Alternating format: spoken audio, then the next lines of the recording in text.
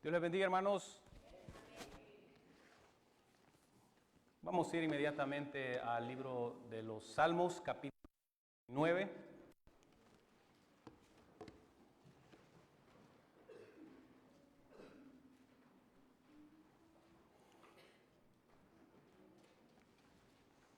Salmo capítulo 39.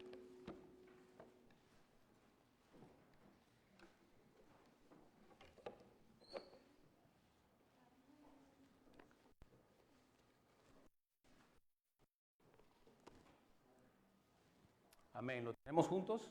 Amén. Amén. Vamos a leerlo todos, honrando al Padre, al Hijo y a su Santo Espíritu. Yo dije, atenderé a mis caminos para no pecar con mi lengua. Guardaré mi boca con freno, en tanto que el impío esté delante de mí. Enmudecí con silencio, me callé aún respecto del bueno, y se agravó mi dolor. Se enardeció mi corazón. En mi meditación se encendió fuego, y así proferí con mi lengua. Hazme saber, Jehová, mi fin, y cuál sea la medida de mis días. Sepa yo cuál frágil soy.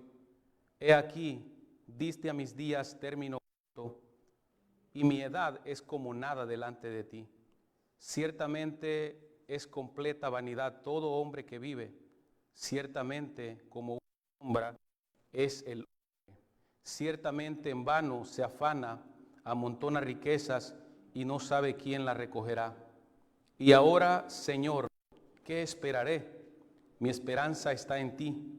Líbrame de todas mis transgresiones. No me pongas por escarnio del insensato. Enmudecí, no abrí mi boca, porque tú lo hiciste. Quita de sobre mí tu plaga. Estoy consumido bajo los golpes de tu mano. Con castigos por el pecado corriges al hombre y deshaces como polilla lo más estimado de él. Ciertamente vanidad es todo hombre. Oye mi oración, oh Jehová, y escucha mi clamor. No calles ante mis lágrimas, que forastero soy para ti y advenedizo como todos mis padres. Déjame y tomaré fuerzas, aunque vaya. Vamos a orar. Padre, una vez más, Señor, acudimos a ti. Queremos escuchar únicamente tu voz, Señor. Queremos que tú nos hables. Queremos que tú, Señor, hables a nuestros corazones, que abras nuestras mentes y que podamos, Señor, ser administrados, exhortados, confortados, Señor, por tu palabra. Señor, te pido por cada uno de nuestros hermanos que se han conducido a este lugar, Señor, para escucharte. Padre, bendice tu palabra en el nombre de Jesús. Amén y amén. Pueden tomar asiento, mis hermanos. Mis hermanos, ¿qué podemos decir? Yo sé que algunos se toman ese tiempo para poder leer, ¿verdad?, los salmos que vamos predicando de manera consecutiva. ¿Me escuchan bien, hermanos? Porque si vamos a la mitad me va a tocar repetir todo el sermón otra vez si no escuchamos. Amén. ¿Qué podemos decir, hermanos, sobre el contexto de este salmo? Porque en este salmo, mis hermanos, nosotros no tenemos, como en otros casos, la parte introductoria. El autor de los salmos nos informa muchas veces, hermanos, en la mayoría de los salmos que nosotros encontramos, se nos da una descripción de lo que estaba sucediendo. Pero en este caso, hermano, no nos dice en qué circunstancias lo escribió, dónde lo escribió, qué estaba pasando. Pero esto no siempre, hermano, sucede con los salmos. Muchas veces en la introducción nosotros encontramos esa información de manera explícita. Pero nosotros tenemos acá, al leer este salmo nos damos cuenta de manera, hermanos, implícita, nosotros podemos deducir el contexto de este salmo. Ahora, mis hermanos, nosotros podemos deducir bajo qué circunstancias fue escrito. Y obviamente, hermanos, el contenido de este salmo es un contenido de sabiduría. Nos habla respecto al sufrimiento, a la lucha por controlar, hermanos, sus emociones, sus palabras y de cómo actuar delante de los incrédulos. El salmista reflexiona sobre lo efímero, sobre lo fugaz de la vida. David está, hermanos, reconociendo su situación actual porque ve la mano de Dios disciplinándolo y busca entender ese propósito. David, hermanos, nos está enseñando cómo poder actuar en esa circunstancia. David nos enseña cómo actuar frente al mundo cuando nosotros estamos siendo corregidos y disciplinados por Dios. Y la verdad, hermanos, es que nuestro enfoque no será la disciplina del Señor, porque no tenemos el tiempo suficiente para hablar del tema, aunque sí tocaremos algunos detalles en lo que a la disciplina respecta. Ahora, hermanos, para contextualizar también de alguna manera, cuando nosotros vamos a Santiago, específicamente en el capítulo 4, versículo 13 al 17, se nos recuerda, hermanos, que la vida es una neblina que se aparece por un poco de tiempo y se desvanece. Muchas veces hacemos planes, hermanos, pensando que tenemos el control del mañana, pero olvidamos lo frágiles y dependientes que somos de Dios. Esa misma verdad, hermanos, es la que expresa el salmista David en el Salmo 39, en medio de su reflexión. Él reconoce, hermanos, que sus días son pocos y que la vida del ser humano es pasajera. Así que lo que Santiago enseña como advertencia, David, hermanos, lo expresa como una oración. Ambos, hermanos, nos invitan a vivir con humildad, reconociendo nuestra fragilidad y poniendo nuestra esperanza únicamente en Dios. Santiago, hermanos, presenta la temporalidad y transitoriedad de la vida como una enseñanza práctica. Santiago dice, hermanos, en lugar, dice, de lo cual deberías decir, si el Señor quiere, haremos esto o aquello. Y también dice, y al que sabe hacer lo bueno y no lo hace, es pecado. Él presenta una verdad práctica. Pero David, hermanos, presenta esa temporalidad de la vida y lo presenta como una experiencia personal y una profunda oración. Si Santiago, hermanos, nos enseña que nuestra vida es como neblina y depende completamente de la voluntad de Dios, el Salmo 39 nos muestra cómo responder a esa realidad con humildad, reflexión y una esperanza puesta únicamente en Él.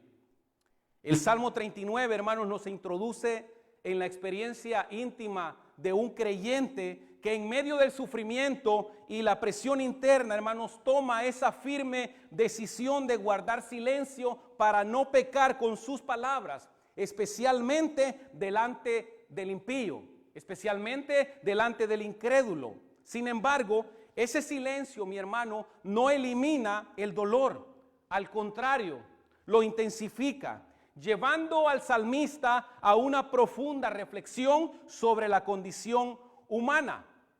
A partir, mi amado hermano, de esa lucha interna, el Salmo se dirige la mirada hacia una verdad inevitable.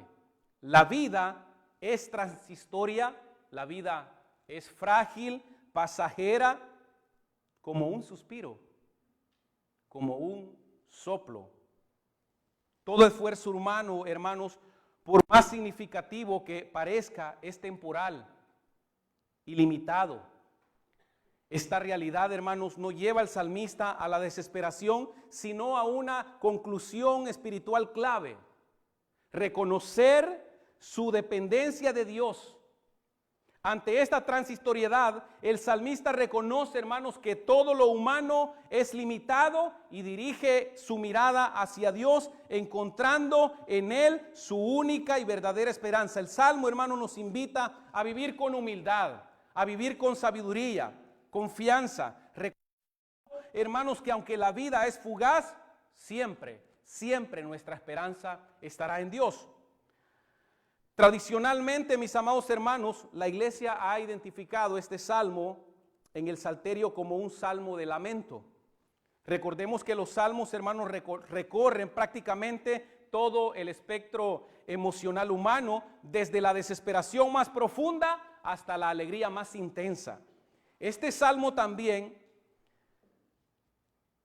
menciona, hermanos, a Jedutún en unas letritas pequeñas. Si usted tiene Reina Valera, aparece ahí Jedutún, que no es, hermanos, el autor del salmo. El autor es David, pero aparece Jedutún. El salmo se le atribuye a David.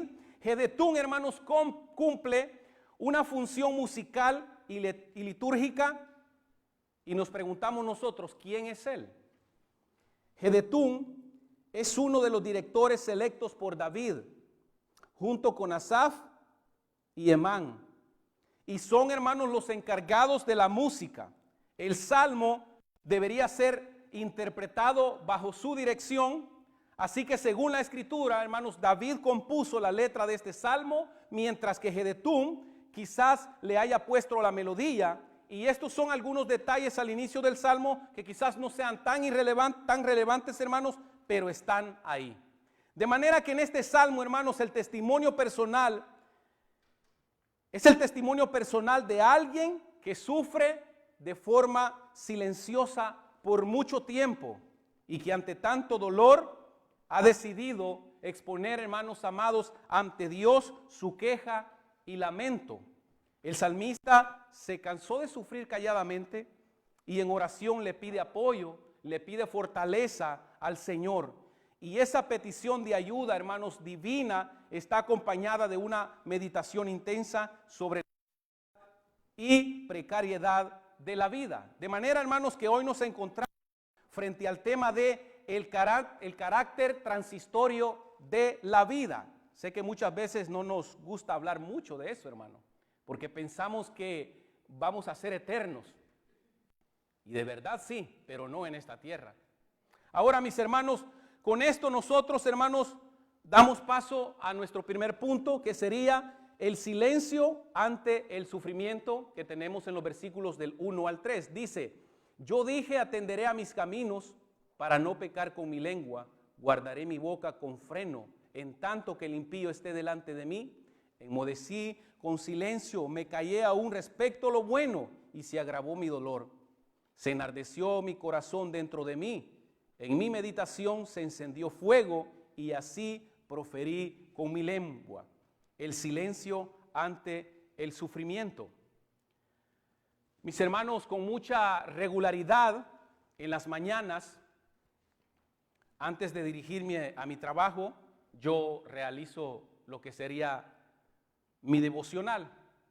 Entre un devocional y entre lo que preparamos durante la semana, cuando estamos trabajando en un sermón o en un estudio del día martes o en una reflexión del día jueves, siempre tomamos en las mañanas un momento para poder hacer nuestro devoción, poder estudiar. Siempre me tomo esos momentos de silencio, sin hablar, solamente medito. También, hermano, con regularidad salgo también a caminar, y no por ejercicio, no lo necesito.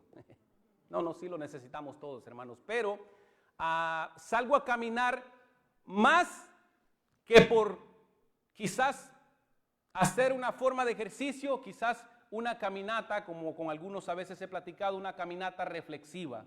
Únicamente me pongo los audífonos, bloqueo el sonido y salgo a caminar 1 hora, a veces más, a veces menos, y eso me ayuda a pensar.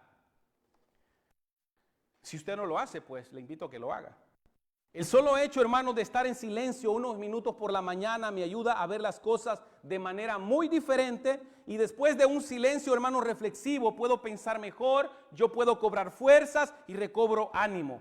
Puede ser, hermanos, que quizás ustedes tengan un método muy diferente. Ahora, Aunque es muy cierto, mis hermanos, que el silencio puede ser un ejercicio, vamos a decir, una terapia en extremo útil para el hombre saturado de tanta contaminación ruidosa, de tanto bullicio, hermanos, no tenemos tiempo para pasar tiempo de calidad con nosotros mismos y con Dios.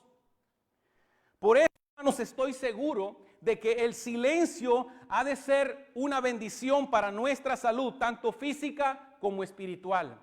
Pero hay otra cosa también, otra clase, hermanos, de silencio que es dañino y es perjudicial y peligroso. La contención, contener. La represión, hermanos, de aquello que sentimos y que anhela prorrumpir fuera de nuestra boca, hermanos, puede llegar a enfermarnos y también a destruirnos. ¿Ha escuchado esa frase? Desahógate. Cuéntame lo que te está pasando. En algunos salmos el protagonista, hermanos, es el silencio, tipo reflexivo, llevando al hombre más cerca de sí mismo y de Dios. Pero en el caso del Salmo 39 es un silencio, hermano, muy diferente. El salmista, al introducirnos, hermanos, en su intensa lucha personal, en su dilema mental de callar o no callar, nos deja ver, hermanos, muy de cerca los sentimientos reales que inspiran los versos siguientes, del 1 al 3. El salmista nos cuenta, hermanos, cómo él ha decidido afrontar en primera instancia ese tsunami de las angustias que golpeaban con fuerza la ciudadela, hermanos, de su mente. Y su resolución fue por un tiempo, hermanos, guardar silencio. Eso es lo que él está diciendo en los primeros versículos, guardar silencio. El salmista determinó, hermanos, vigilar cuidadosamente su proceder. ¿Para qué? Para no proferir palabras irreflexivas y pecar con su lengua. Permanecer en silencio, hermanos, en lugar de hablar imprudentemente, es una decisión muy sabia. Recordemos, hermanos, que Proverbios 10:19 dice que en las muchas palabras no falta pecado. Es decir, que el que mucho habla, mucho hierra, dice el proverbio. En Proverbios 21:23 dice que el que guarda su boca y su lengua, su alma guarda de angustias. Dejar, hermanos, de ejercer constante dominio propio sobre la lengua significa exponerse al peligro del pecado.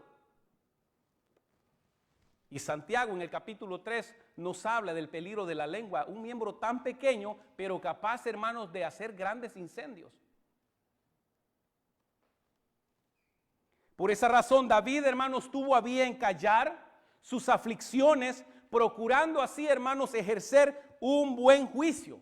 Por supuesto, mis hermanos, la boca es como un animal salvaje que usualmente no se sujeta amablemente al dominio o la disciplina. Por eso el salmista explica que para lograr su cometido, ¿qué tuvo que hacer? Colocar sobre su boca ¿el qué? Un freno, un bozal. Eso fue lo que él hizo. Santiago dice que nosotros ponemos freno o bozal en la boca de los caballos para que nos obedezcan y dirigimos así todo su cuerpo. Bueno, eso es precisamente lo que David tomó a bien hacer, hermanos. Esa es la resolución que él había tomado. De manera que cuando él dice que guardará su boca con freno, él alude a su determinación de callar y de guardar silencio. Eso es lo que él está diciendo. Mis hermanos, ¿cuántas veces enojados en el trabajo, con nuestros hijos, con nuestras esposas, con el hermano de la congregación, hermanos, no los hemos ofendido de una manera tan grosera, de una manera muy hiriente, diciendo lo que no tenemos que decir? Y que luego nosotros tenemos que corregir, que tenemos que enmendar, porque en la fiebre o en la calentura, hermanos, de esa discusión, casi siempre Yo sé que en el corazón todos van a decir amén. Hemos dicho cosas que no queremos decir.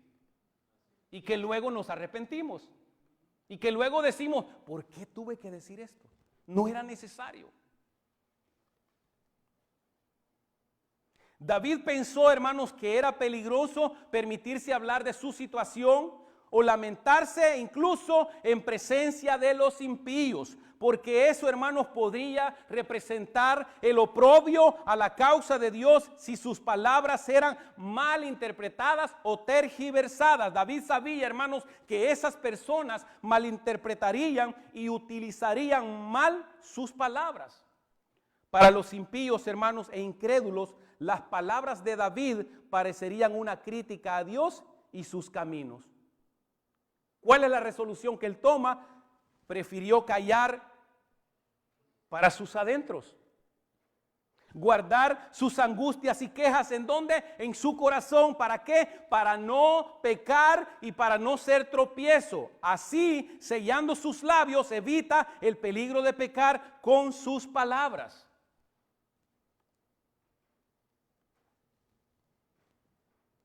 Mis hermanos, aún dentro de la congregación uno tiene que, y esto puede sonar raro, tiene que ser muy sabio a la hora de ir a contarle sus problemas al hermanito. Porque puede ser que el hermano sea un experto en periodismo y de repente lo sepa todo el mundo, cosas que usted no quiere que sepan. Aún para eso uno tiene que tener sabiduría. Y peor aún, mis amados hermanos, cuando vemos a David que dice que él prefirió callar delante de ¿quién? De sus hermanos. No. Del impío, del incrédulo. ¿Por qué razón, hermanos? Porque ellos tergiversan. Ellos van a decir, miren, y es cristiano, eso lo escuchamos a cada rato.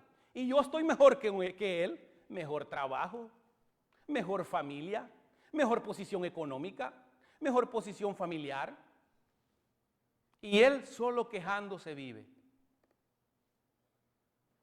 Porque sí es cierto que hay impíos, incrédulos, hermanos, que les va, como dice su palabra, como que si hicieran obras de piadoso, como que si hicieran siervos, como que si fueran siervos de Dios. Y aquel humilde, aquel piadoso, aquel que se humilla ante Dios y que hace las cosas, o al menos trata de obedecer y hacer bien las cosas, le va, como dicen un buen salvadoreño, de la patada. Y muchos llegamos, y si bien es cierto, nos sentamos a Dios en el banquillo de los acusados, pero nos quejamos, no de Dios, pero Señor, ¿por qué a mí? Eso lo vimos en el Salmo 37 con el pastor Noel. No te excites a causa de aquellos que prosperan, dice. Deleítate a sí mismo en Jehová, dice, y Él te concederá las peticiones de tu corazón. Pero el salmista está viendo, hermanos, la prosperidad de los impíos. Y que no solamente él se queja, hay otros siervos de Dios que se han quejado también. No de Dios, una cosa es quejarse de Dios delante del impío, que es por lo general como lo ve el impío. Miren cómo se queja de Dios, por eso es que yo mejor no soy nada. Son mentirosos estos. ¿Cómo es posible que pueda vivir en esa miseria? Y yo que no soy nada, vivo mejor. Con un hermano hacemos la broma aquí, que hablamos con mucha frecuencia, casi todos los días. Y le digo yo, ¿con quién vas? Solo, no, aquí vamos agarrados de la mano con la miseria, con la desgracia, abrazados nos lleva ahí. Y es así, hermano, la vida del creyente. Y es lo que está pasando viendo aquí David. David está viendo muchas cosas alrededor y él prefiere mejor callar delante de ellos.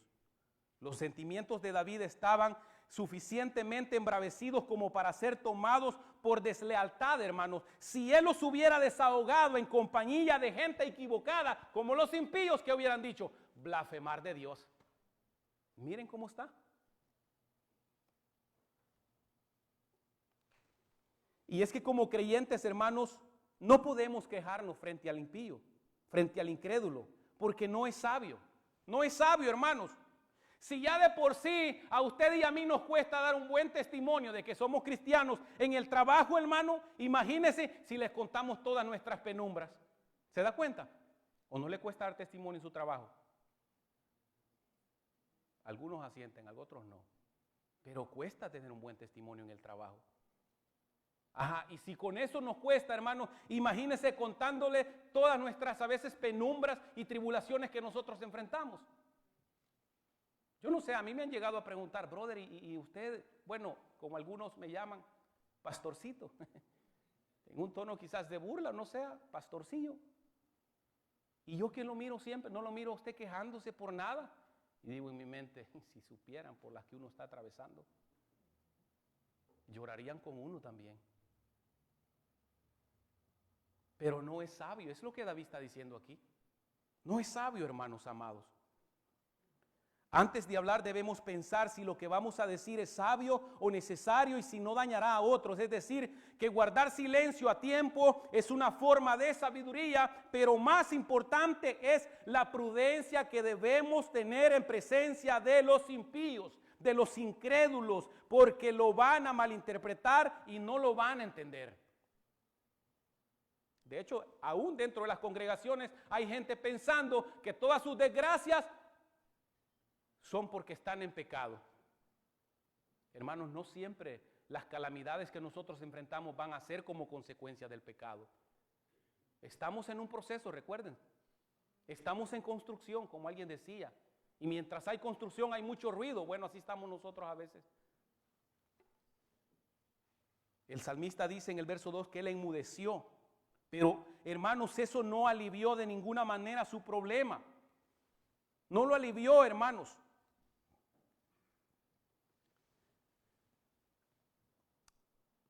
Como vimos la semana pasada, cuando David clama bajo la disciplina divina, cuando el salmista reconoce la reprensión de Dios en el peso de su ira sobre el Salmo 38 que vimos la semana pasada y que específicamente en los versos 13 y 14, David se ve a sí mismo como una persona, dice ahí, muda. Como una persona muda que no abre su boca, al igual sometido y resignado, hermanos, se ve también en estos versículos. David recuerda, hermanos, la forma en la que él había decidido llevar su propia aflicción en silencio ante el hecho de la prosperidad de los impíos. En el verso 6 dice que el impío amontona riquezas, dice ahí.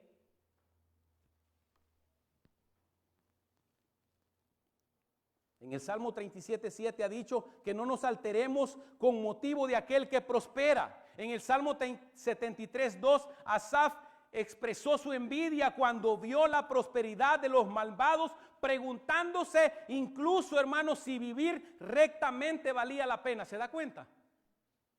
Eso se pregunta en nombre de Dios. Asaf dice, en cuanto a mí, casi se deslizaron mis pies.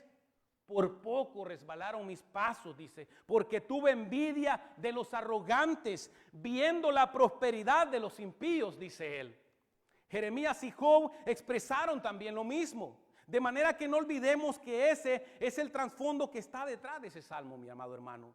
De manera que el silencio, hermanos, del salmista fue total, absoluto. Cerró su boca, hermanos, de hablar tanto, no solo de lo malo, sino también de lo bueno, dice ahí. De lo bueno. Especialmente delante del impío. Él se reprimió y se contuvo para evitar pecar con su lengua, hermanos. Pero ¿qué fue lo que pasó? Se agravó su dolor.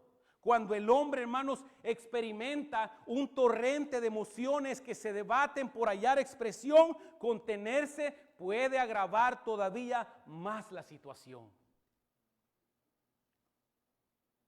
Hermano, el hermano que usted tiene a su lado no lo tiene de adorno. Por mucho que no lo tolere, no lo tiene de adorno. Usted puede buscar un hermano a quien decirle, hermano, todo esto es lo que me está pasando, ayúdame a orar. Ayúdame porque siento que ya no puedo de verdad. Y hay gente que toma estos versículos de manera tan literal que un hermano en cierta ocasión, quizás mi esposa se acordará, llegó con un mensaje que no sé de dónde lo había sacado. Pero él dijo que podía ir desde aquí, hermanos, de Nueva York, aquí donde vivimos nosotros, hasta Texas en un carro con un hermano a la par sin decir ni una sola palabra. ¿Sabe bajo qué motivación? Para no pecar. Hermanos, por Dios, eso no es lo que nos manda el Señor. Yo prefiero tener un hermano aquí que hable hasta por los codos, y no quiero ver a algunos, incluso mujeres, a un hermano que solamente se mantenga mudo. Porque hay personas, hermanos, que únicamente es la soberbia que los hace estar mudos. No, yo mejor no hablo para no pecar. Hermano, estás en graves problemas. Y entonces, ¿cómo te vas a comunicar con tu hermano? ¿A señas?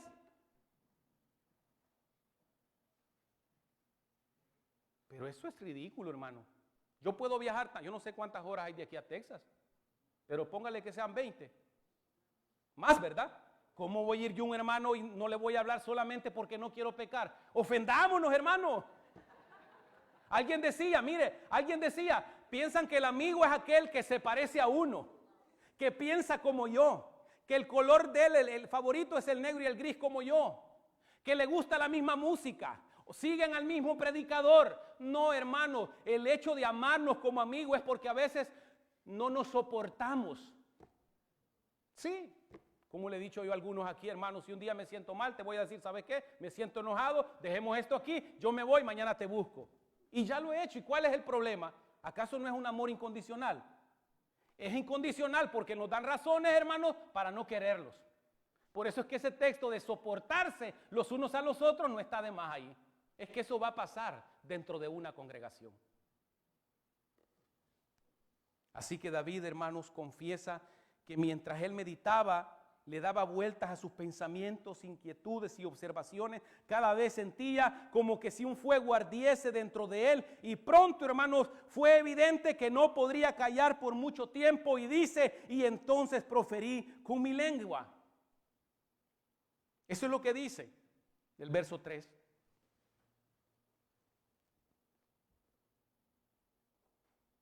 Y mis hermanos, antes de pasar a nuestro segundo punto, ¿dónde vemos a Cristo aquí en estos versos nosotros? Cristo, hermanos, en su silencio voluntario. Fíjense lo que dice el salmista David: enmudecí, guardé silencio. Y eso apunta, hermanos, a la actitud de Cristo cuando sufrió, y sufrió injustamente.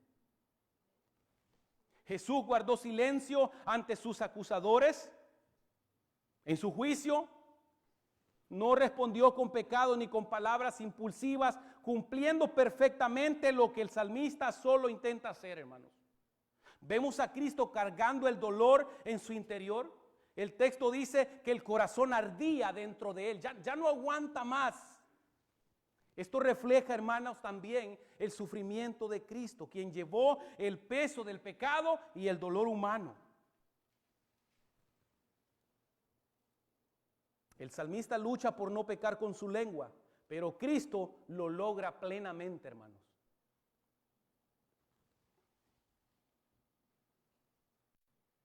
De manera que aunque acalla, hermanos, él guarda silencio, el salmista no puede evitar pensar y meditar. Observa, piensa, analiza, su dolor se agrava, sus sufrimientos aumentan junto con sus inquietudes y lamentos. No puede permanecer más tiempo en silencio. Es como la puerta de una represa que colapsa y decide hablar. Y eso nos lleva a nuestro segundo encabezado: la brevedad y fragilidad de la vida.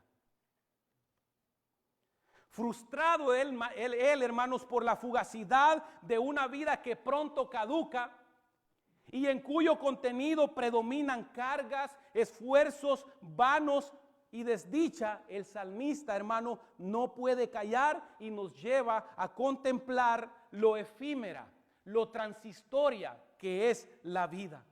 Lo que ahora sigue en estos versículos del 4 al 6, hermanos, no es lo que David ha dicho en los versículos anteriores cuando él se encontraba luchando con sus pensamientos, con sus emociones, cuando se hallaba en esa condición. Por el contrario, él ha dejado de cumplir su decisión anterior de mantener silencio. David siente una energía que proviene como de un fuego y decide comunicarse con el Señor. David dice en el verso 4, ¿cómo dice, mi hermano? Hazme saber.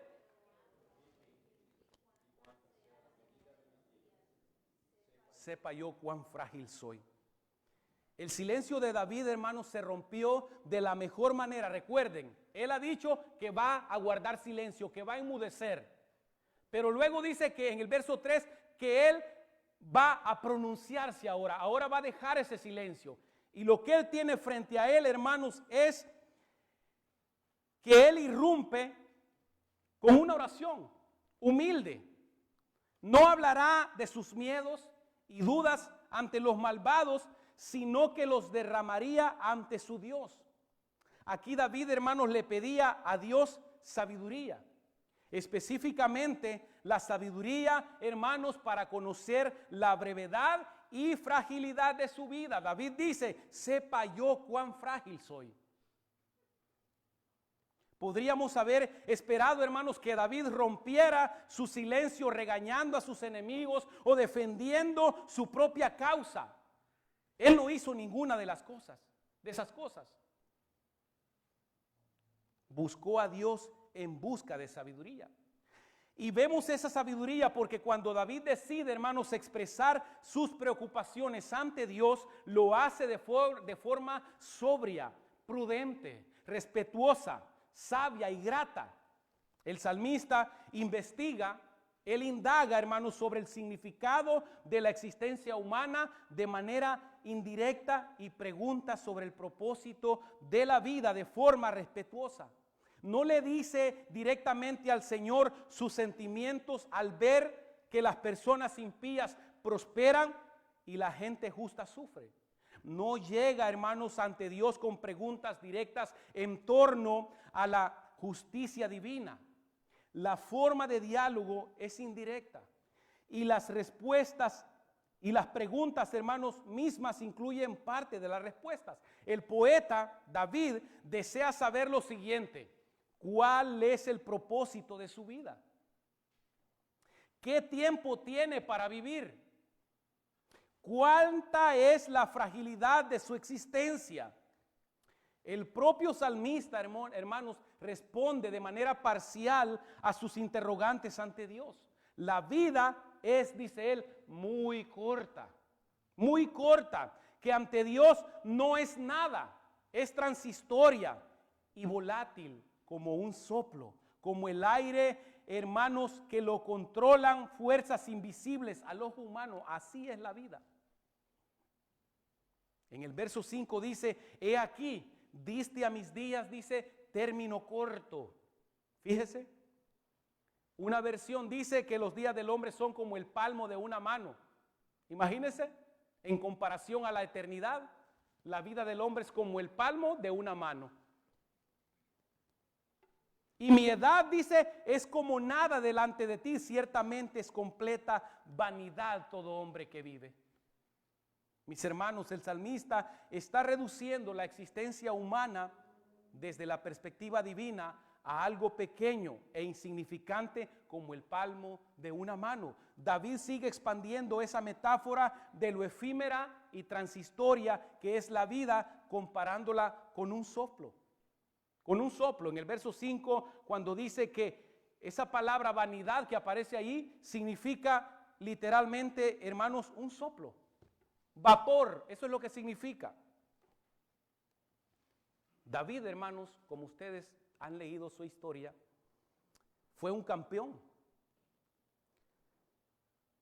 un consumado, hermanos, guerrero de las fuerzas especiales, un líder, una celebridad, un poeta habilidoso, un genio musical, un sobreviviente y un rey. Si alguien, hermanos, podría haber pensado más en sí mismo, tenía que ser David. David tenía derecho a hacerlo, sin embargo, él comprendía que él, como todo hombre, mi amado hermano, ciertamente en su mejor estado es completa vanidad. Es vapor, es humo, como va a decir más adelante, o aliento. Esa es la imagen, hermanos, de un soplo que se desvanece rápidamente, captura la fragilidad y la inconsistencia de la vida humana. En el verso 6 dice, hermanos, que es ciertamente como una sombra es el hombre. David compara la vida humana como una sombra, enfatizando, hermanos, su naturaleza efímera. A menudo, hermanos, nos afanamos por acumular riquezas, nos afanamos en logros, sin considerar, hermanos, quién los disfrutará después de nosotros. Esa casa que has construido en tu país, bien adornada, en unos años otros la va a disfrutar y ni siquiera tu foto va a aparecer en la pared ahí. En 100 años tú y yo, hermanos, no vamos a estar aquí. Sí, hermanos, no vamos a estar. Todos los que estamos aquí, en 100 años no vamos a existir más. Y todo eso por lo que nosotros luchamos, hermanos, ya no estará con nosotros y lo disfrutarán otros.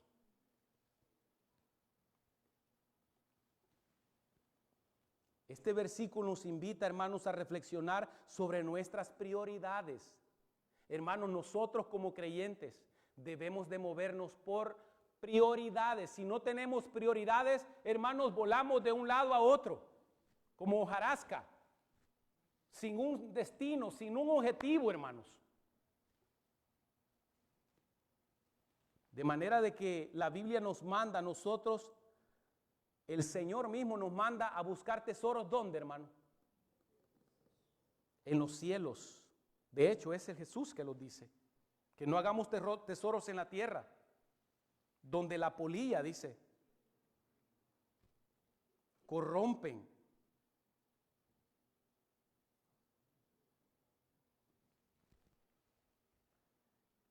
¿Y por qué se trata de prioridades, hermanos? Porque la Biblia dice que donde está nuestro tesoro, ahí está nuestro corazón.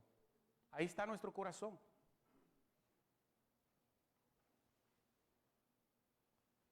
Mis hermanos, debemos de prestar atención a lo que David ha puesto frente a sus ojos también.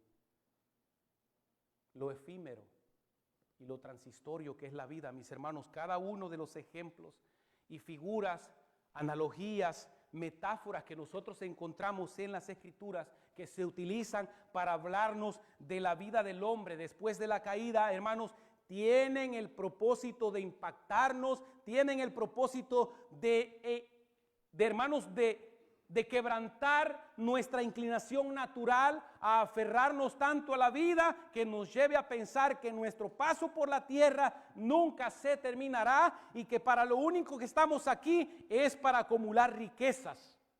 Tener una vida que se conoce como una vida realizada.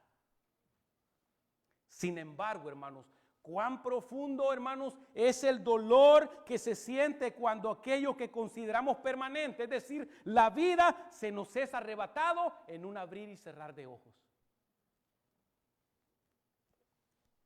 La muerte, mis hermanos, es una realidad que no podemos negar, no podemos evitar, aún para nosotros los creyentes.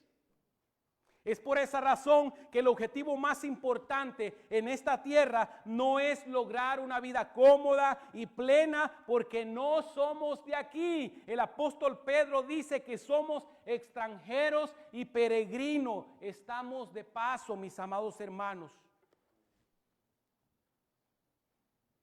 Estamos de paso. De manera que si la muerte es una verdad universal, no podemos negar su realidad, sino enfrentarla con una esperanza bendita que nos mueva a vivir, hermanos, bajo la mirada de Dios, reconociendo la voluntad de ese Dios vivo y verdadero en cada paso de nuestro peregrinaje, recordando y teniendo siempre presente la transitoriedad, la temporalidad y la fragilidad de nuestra vida.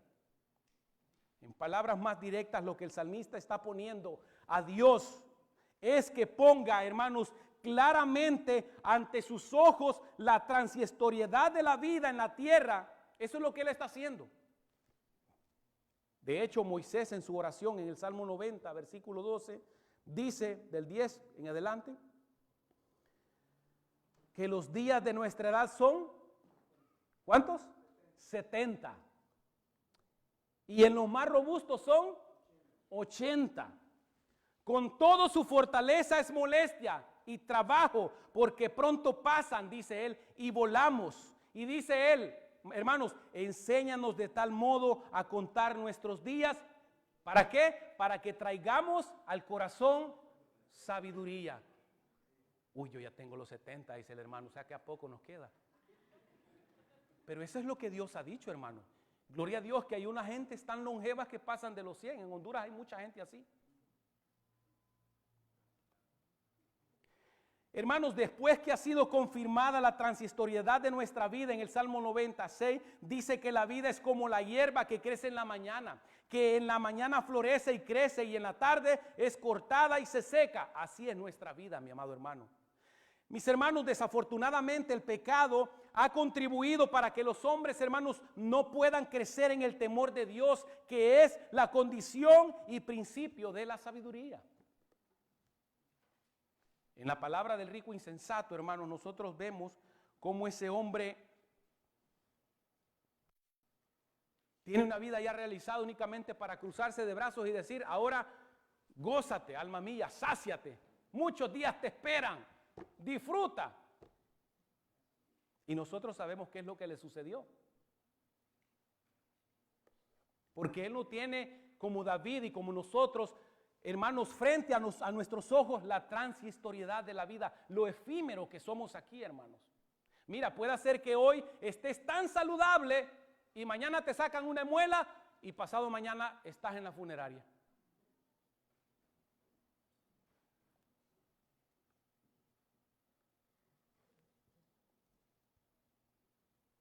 David compara, hermanos, la vida con una sombra. Porque nosotros nos afanamos por acumular riquezas y logros sin considerar quién los va a disfrutar después.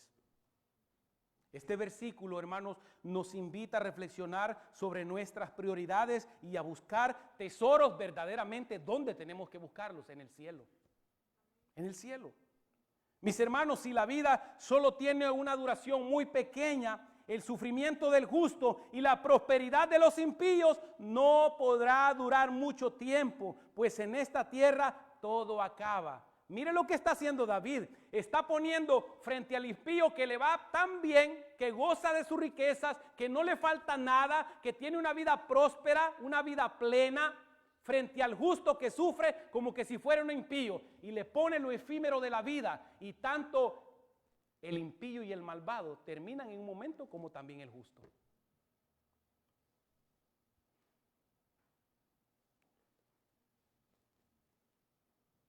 Decía alguien, y sí no recuerdo quién fue lo dijo, ni dónde fue que lo escuché, pero dice: ¿llorarías si supieras que solo te queda un mes de vida? ¿Lloraría usted, hermano? Yo creo que sí. Llorarías si supieras que solo te queda un mes de vida, pero ríes sin saber que quizá solo te queda un día de vida. Y eso es una realidad. En las Escrituras y específicamente en Eclesiastés se nos muestra, hermanos, que es en la muerte donde precisamente nosotros podemos encontrar la clave para la verdadera sabiduría y el verdadero deleite en este mundo tan complejo y tan lleno de confusión, hermanos. Puede sonar extraño, pero solo a través de una perspectiva apropiada de la muerte es que podemos adquirir una perspectiva apropiada de la vida. Hazme saber mi fin, dice. Es decir, hermanos, vivamos con la conciencia de que nuestra vida es limitada. Y esto nos va a ayudar, hermanos, a priorizar lo eterno sobre lo pasajero y lo efímero.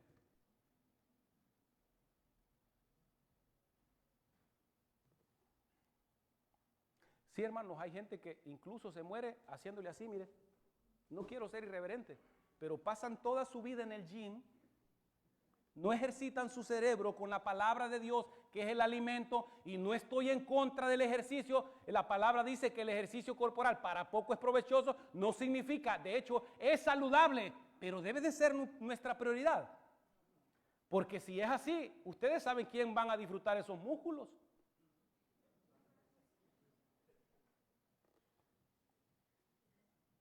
Verso 5 dice: ciertamente es completa vanidad todo hombre.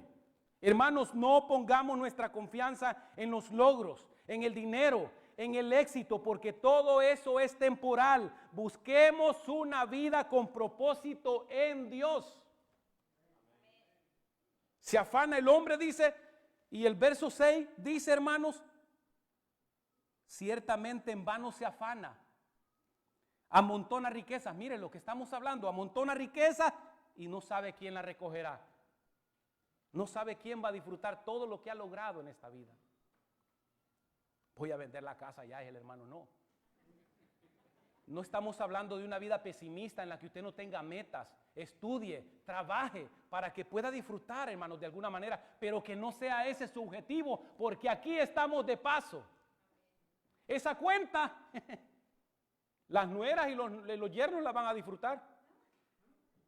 Todo el mundo la va a disfrutar menos nosotros, hermanos. Gracias a Dios que no tengo nada. Pero mis hermanos, hablando honestamente, ¿dónde está nuestra prioridad? ¿Dónde está nuestro tesoro? Eso es lo que David está poniendo frente a nosotros, hermanos. No vivamos solo acumulando materiales, invirtiendo nuestra vida, hermanos, en esta vida y no en lo eterno. Jesús mismo dice que no hagamos tesoros, hermanos, en la tierra. Y Pablo a los colosenses les dice que pongamos nuestra mira ¿dónde? En el cielo. En el cielo. Donde está Cristo, dice, ¿verdad? Bueno, Pablo dice, si es que habéis resucitado con Cristo. Porque si no, entonces podemos tener la mira donde sea, ¿verdad? En Buda, en el que sea. Pero si hemos resucitado, tenemos que tener y buscar las cosas de arriba donde está Cristo sentado, hermano. La vida es corta y vulnerable, pero la verdadera esperanza, hermanos, está en Dios, cumplida plenamente en Cristo. Y eso nos lleva rápidamente a los versículos 7 al 13 que veremos rápidamente. La esperanza en Dios en medio de la angustia. La esperanza en Dios en medio de la angustia. Dice el verso 7. Ahora, Señor, ¿qué esperaré? Mi esperanza está en ti. Líbrame de todas mis transgresiones. No pongas por escarnio del insensato. Muchas personas, hermanos, llegan a la conclusión, incluyendo cristianos, y en esto, como les digo yo, debemos de lograr un equilibrio, un balance, que si la vida es demasiado corta, transitoria y efímera, lo mejor es optar por una filosofía de vivir la vida al máximo, sin preocupaciones, sin objetivos y sin metas. Pero eso no es lo que estamos diciendo aquí, ni es lo que David quiere también. Porque la otra vez que yo prediqué acerca de Santiago, específicamente el 4, capítulo 4, donde hablamos bajo el tema, ¿qué es vuestra vida? No sé, algunos se recordarán, o no sé si hasta borraron el sermón de la página, pero hermanos, ahí hablábamos acerca de, hermanos, ¿qué es vuestra vida? Y Santiago prácticamente se dirige a la diáspora, a los cristianos diciendo, vamos ahora los que decir, vamos a hacer esto, haremos un negocio, traficaremos aquí y allá y ganaremos mucho. ¿Y qué dice Santiago? Cuando deberías decir, si el Señor quiere, haremos esto y lo otro. Y es donde dice que el que sabe hacer lo bueno y no lo hace, le es pecado. ¿Por qué? Porque el no tomar en cuenta a Dios, hermanos, es pecado. Esa forma de vivir suele asociarse, hermanos, con el hedonismo que prioriza disfrutar el placer y evitar el sufrimiento. O con un enfoque nihilista, si también implica la ausencia de propósito, objetivos y sentido. También se puede describir como un estilo de vida que se conoce en latín como carpe diem, algunos quizás lo han escuchado, carpe diem, centrado en aprovechar el momento sin preocupaciones por el futuro. Pero eso no es lo que nos enseña la palabra del Señor. Más bien se trata, hermanos, de que si la vida es un soplo, seamos capaces de vivirla de una manera tan sabia para la gloria de Dios. Amén, para la gloria de Dios. Mis hermanos, David ha llegado a la conclusión de que todo este sufrimiento, toda esta angustia no es el fin de todo, sino más bien entiende que la única esperanza está en el Señor. Pero en estos versos del 7 al 13, hermanos, nos hablan de manera explícita también de la disciplina del Señor. Que no es algo extraño, hermanos, para nosotros, como también vimos la semana pasada. donde se nos decía que la corrección y la disciplina de Dios en la vida del creyente es una realidad que es constante. Es decir, la Biblia dice, hermanos, que disciplina y azota a todo aquel que toma por hijo. Al bastardo no. A ese no lo disciplina. A ese no lo corrige. Por eso es que dicen Romanos que los entregó. Los entregó. Pero al Hijo de Dios, a ese disciplina. A ese lo corrige. A ese lo corrige, mis amados hermanos. De manera que podemos decir que hay esperanza en Dios aún en medio de un tiempo de sufrimiento, en medio de la corrección y disciplina. Y eso es lo que David nos está dejando ver acá. Quita de sobre mí, dice, tu plaga. Estoy consumido bajo los golpes de tu mano. David está siendo disciplinado. Con castigo por el pecado corriges al hombre y deshaces como polilla lo más estimado de él. Ciertamente vanidad es todo hombre. La oración final que David está haciendo aquí, hermanos, regresa a la pregunta básica. ¿Qué se debe esperar del Señor? Eso es lo que encontramos en el verso 7. Y ahora, Señor, ¿qué esperaré? Si no ha cerrado su Biblia, ¿qué esperaré? ¿Qué se debe esperar del Señor? La respuesta implícita, hermanos, es clara. Es mucho más que riquezas, deleites, fama, prestigio, poder, victoria, salud, salvación, prosperidad y paz. La esperanza del salmista está en el Señor, que tiene el poder de liberarlo de sus transgresiones, como dice el verso 8, y de pecados. Además, hermanos, Dios posee la capacidad de evitarle ser la burla, porque habla del escarnio aquí en el verso 8 también, de sus enemigos insensatos. Como la vida es transitoria, hermanos, el salmista opta por lo fundamental de las virtudes divinas. Y esa convicción, hermanos, le instó a permanecer en silencio. Enmudeció, dice en el verso 9 aún, enmudeció ante las adversidades de la vida, pues reconoció, hermanos, lo efímero de la existencia y la capacidad divina de liberación. En los versos 10 y 11 dice, quita de sobre mí tu plaga. Tu plaga, hermanos. Esa sección del Salmo revela la teología que une, hermanos, las enfermedades con los pecados que vemos en el 10 y en el 11. El salmista clama para que el Señor le quite la plaga que le afecta, que es una manifestación de la mano no del hombre, sino de la mano divina, que se revela en forma de juicio. Y David también añade, hermanos, directamente que el Señor castiga a los pecadores en referencia a las calamidades y plagas mencionadas anteriormente. La alusión a las plagas en este contexto del Salmo, hermanos, puede ser muy bien una referencia metafórica general al juicio divino, no necesariamente se relaciona con las enfermedades, hermanos. Y aunque ciertamente el Dios bíblico juzgará al ser humano por sus iniquidades, el propósito del castigo divino es la corrección, la transformación de la conducta, la renovación de las actitudes y la modificación de las acciones y motivaciones en la vida. En el verso 12 David enfatiza, mis hermanos, una petición adicional que pone de manifiesto el peregrinar teológico y espiritual del salmista. Mire lo que dice el verso 12. Oye mi oración, oh Jehová, y escucha mi clamor. No calles ante mis lágrimas. ¿Por qué? Porque forastero soy para ti y advenedizo como todos mis padres. El poeta, el salmista pide al Señor, hermanos, que escuche su clamor y oiga su oración e implora que vea sus lágrimas. Reconoce también su condición de forastero y advenedizo ante Dios, que destaca, hermanos, el reconocimiento de su fragilidad y dependencia. David está suplicando a Dios que escuche su oración y que no cae ante sus lágrimas, reconociéndose, hermanos, como un forastero y peregrino en la tierra.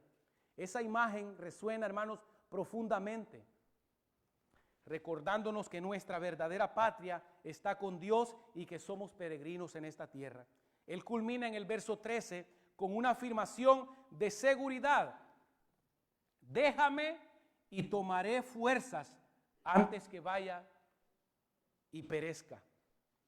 Dice él, para no perecer y poder triunfar en la vida se necesita ¿el qué, hermanos? El apoyo divino. Se requieren las fuerzas ¿de quién? Del Señor. ¿Para qué? Para proseguir y ser victorioso en la vida. La Biblia dice, hermanos, el profeta, de que Él da fuerzas ¿a quién? Al cansado. Y multiplica esas mismas fuerzas ¿a quién? Aquel que no tiene ninguna. En torno a ese tema, hermanos, la perspectiva cristiana supera los límites del tiempo y se sobrepone en las dificultades físicas. El significado de la vida no depende, hermanos, de las condiciones que rodean la existencia humana, sino de la fe que se fundamenta en Cristo, en el Cristo de Dios, y se basa en la esperanza, hermanos, de la resurrección. En la primera epístola de Pedro se toma la idea de transitoriedad del Salmo y se presenta a los creyentes únicamente como extranjeros. Tenemos que vivir aquí, hermanos, pero con nuestra mirada puesta en lo eterno, donde está Cristo. Hermanos, la comprensión de la existencia y el aprecio a la vida no se deben fundamentar en ideas transitorias y débiles, sino en conceptos firmes y estables. La esperanza y en la resurrección, hermanos, la esperanza en la resurrección de Cristo, hermanos, le provee a la gente seguridad, al creyente, esa seguridad necesaria para descubrir y apreciar la existencia humana como un regalo divino que no está cautiva a los límites del tiempo. Nosotros fuimos llamados, hermanos, para lo eterno, no para lo efímero. Termino con esto. El Salmo 39 nos lleva, hermanos, a reconocer una realidad profunda. La vida es breve y frágil y muchas veces incomprensible. El intento del salmista por controlar sus palabras revela una lucha interna real, mientras que su reflexión lo conduce a ver que todo lo humano es pasajero. Sin embargo, en lugar de caer en desesperación, el Salmo, hermanos, está culminando en una verdad esencial. La única esperanza firme está en Dios, quien da sentido incluso a la brevedad de nuestra vida. Vamos a ponernos de pie y vamos a orar. Vamos a darle gracias al Señor por su palabra.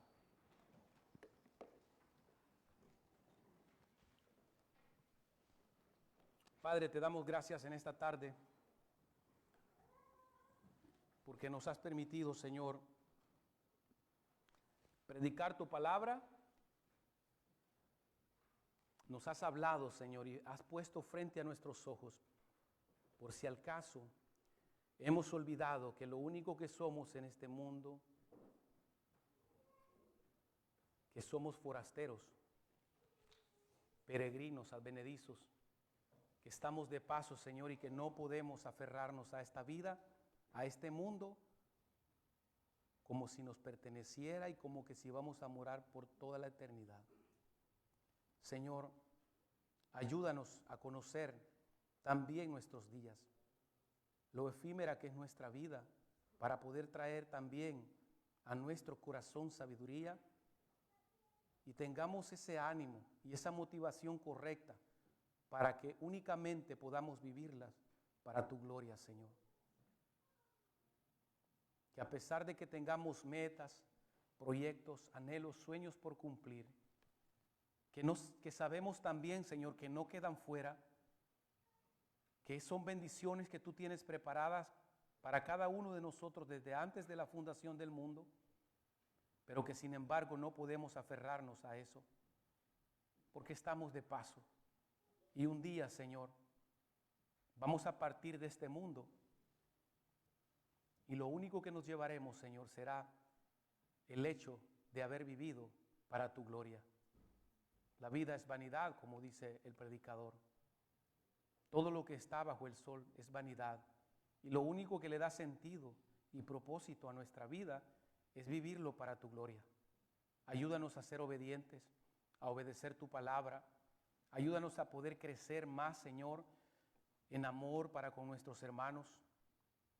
Ayúdanos a luchar también con la soberbia con la que a veces luchamos, batallamos, Señor. Sabemos que no lo hacemos en nuestras propias fuerzas, sino con el poder de tu Espíritu Santo que mora en nosotros. Padre, muchas gracias por todos nuestros hermanos que estuvieron hoy. Creemos de que tú nos has hablado. Ayúdanos a seguir hacia adelante, a no desmayar, como dice tu palabra, que el que piensa estar firme, mire que no caiga. Señor, llénanos y que podamos vivir este evangelio y en esta comunidad de gracia, Señor, que podamos vivirlo para tu gloria, pero que podamos vivir con pasión, que podamos vivir con ese compromiso que tú deseas. En el nombre de Jesús, Señor, despídenos de este lugar en paz y en santidad. Y que si es tu voluntad, el día martes, Señor, podamos estar acá. Y que si es tu voluntad, podamos llegar también, Señor, el día de mañana a nuestras labores. Te lo pedimos en el nombre de Jesús, Señor. Amén.